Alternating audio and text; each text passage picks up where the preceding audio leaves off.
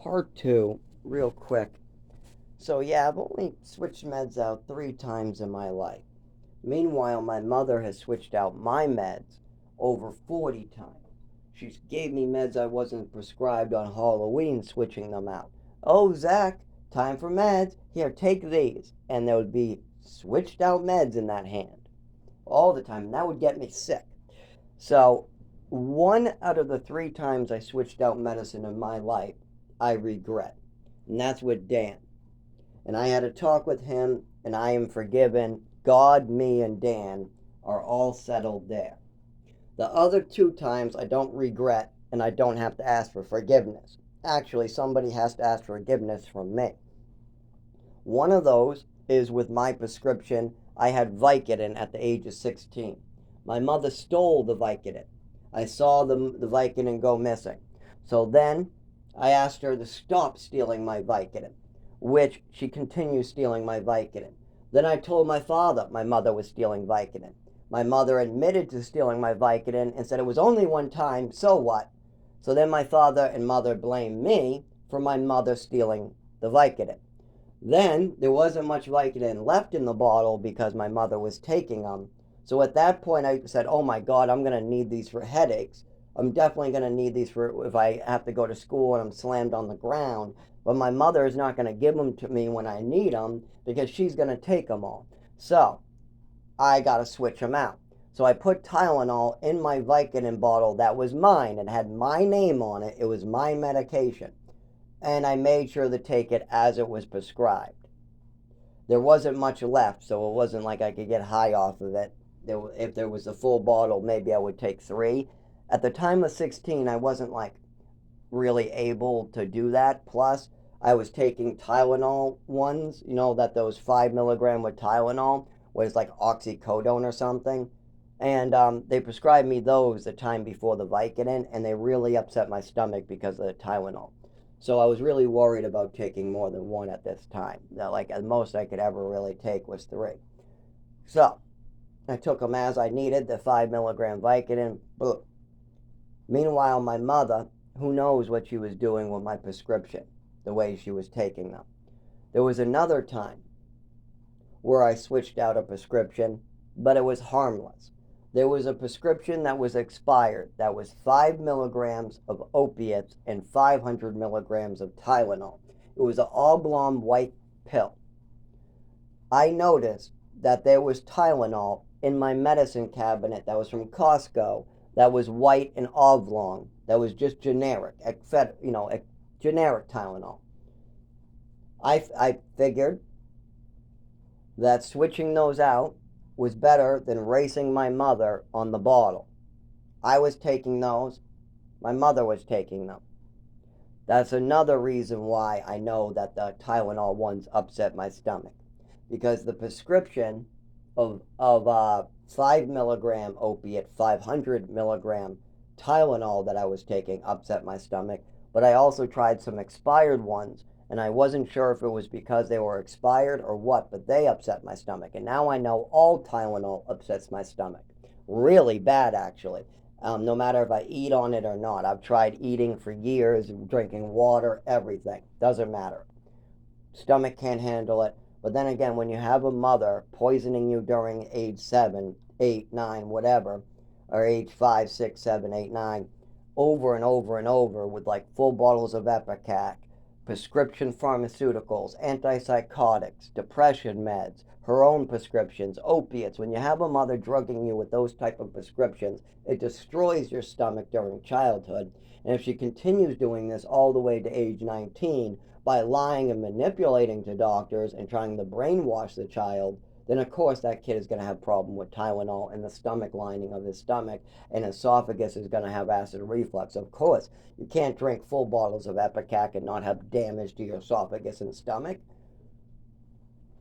I mean, all the people from the 80s and 70s that were drinking Epicac to lose weight, all those nurses who thought it was a great weight loss thing, they all developed acid reflux and stomach issues. Anyway, so you have that going on. And what did I do with that prescription of 5 milligrams of opiate and 500 milligrams of Tylenol? I took 500 milligram Tylenol and switched them out pill for pill. So I basically made them regular Tylenol. And that's it. They were originally 500 milligrams of Tylenol anyways, but I got rid of the opiates. So that one was no different. I'm taking something out. I'm not adding anything. Technically, I didn't switch anything. I just took something out. On my own prescription, it was Vicodin. And it was my own damn prescription. And my mother was the one in the wrong. My mother should not be popping her son's prescription that is still needed and still active until after her son has recovered fully and they know what's going on. But instead, I'm still having migraines, still having headaches in the morning, still having problems, and my mother's flying through my prescription, and by the time I am hospitalized again, there'll be no Vicodin to keep me out of it.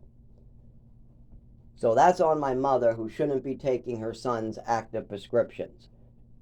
At least with the Xanax, when I had Xanax at the age of like 13 or something like that, at least my mother waited until they changed the prescription and then started stealing them.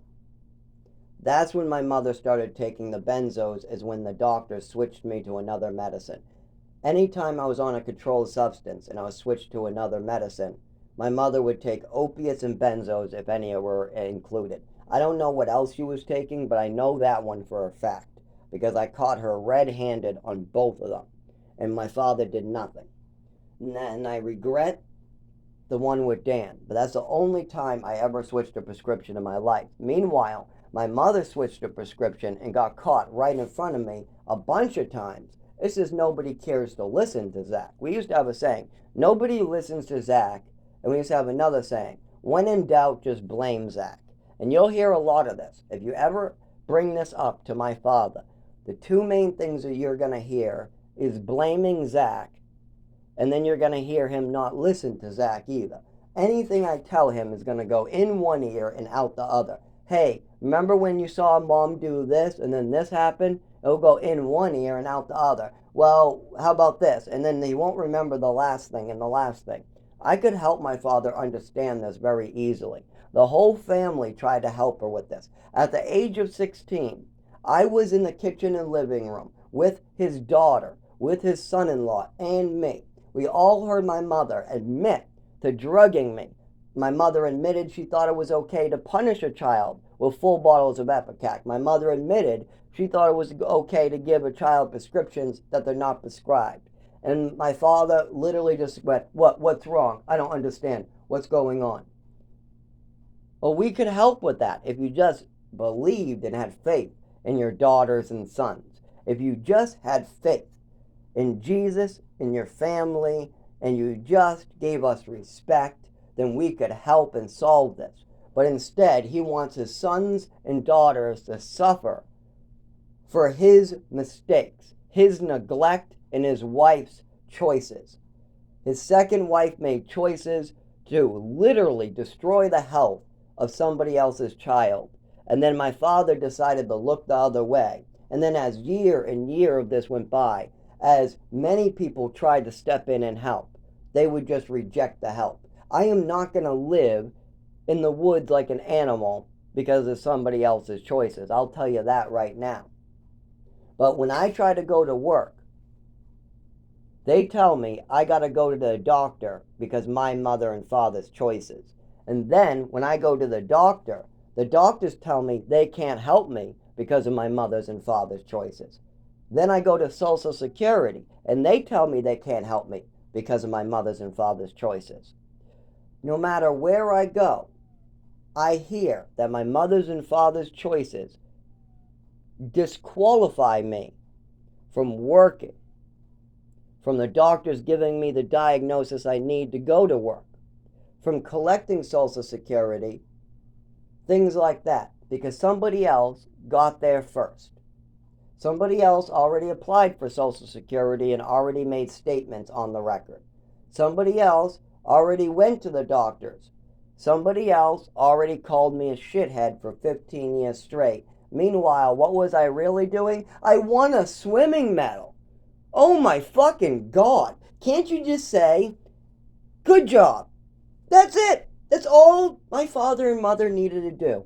The kid's playing with his Legos. He comes across the swimming medal that he won in the orphanage for treading water with his name written on it. It's proof right there. The proof is that there's a staff's writing with his old name on it, and the kid is saying he won it in the orphanage. So the proof is right in front of them, but they don't know anything about this medal. The kid's looking at the medal in the Lego box, walks over to the mother, because the kid's thinking, oh, I should show the mother this. And the kid goes, look at the swimming medal I won in the orphanage. And all the mother had to do was say, good job. And then if the mother had any doubts in her mind, all she had to do was go, oh, where did you win it?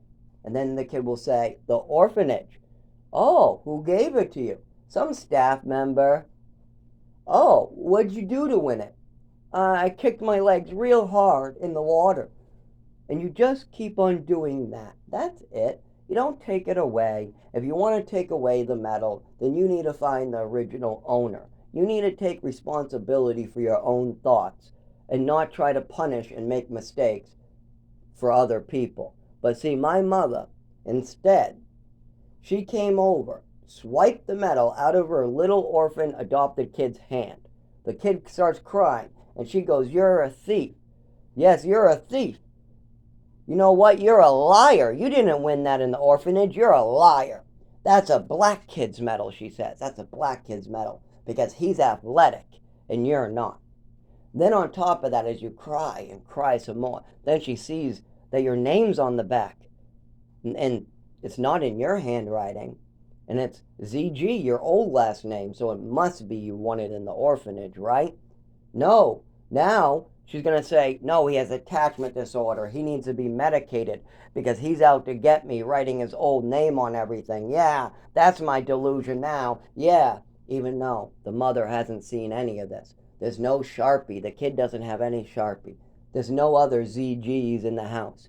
There's no, they didn't see anybody else win this medal. It's not like they went to somebody else's swim class and saw them win this medal. No. Instead, it's a delusion.